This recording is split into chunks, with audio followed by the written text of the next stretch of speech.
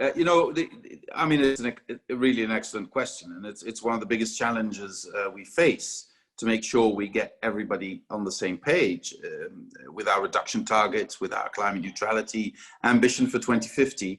And of course, member states are in completely different starting positions. We have member states where the energy mix is already past 50% in terms of renewable energy, and then we have member states where the energy mix is 80% or even more coal.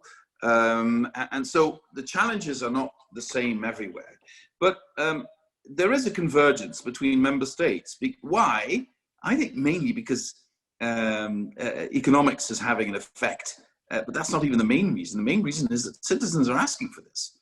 Even in this pandemic, where everyone's worried about their health and their jobs and their loved ones, the issue of the climate crisis has not decreased in the public's attention. They still want us to do something about it. And it is clear, and this is what the business community is communicating to all governments and all member states, that we need to do this.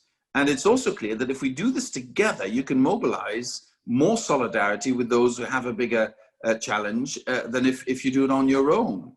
In that sense, the agreement on Next Generation EU package of the European Council and the next multi-annual financial framework, which mobilizes an enormous amount of money for everyone, and EU going on the capital markets for the first time, has first of all created a lot of enthusiasm with citizens about Europe, but secondly, it has also shown to member states, hey, there is something like European solidarity, and now that we have to make this transition, which becomes inevitable, let's use the solidarity to get some support in that. So I'm quite upbeat about the possibility of sticking together on this.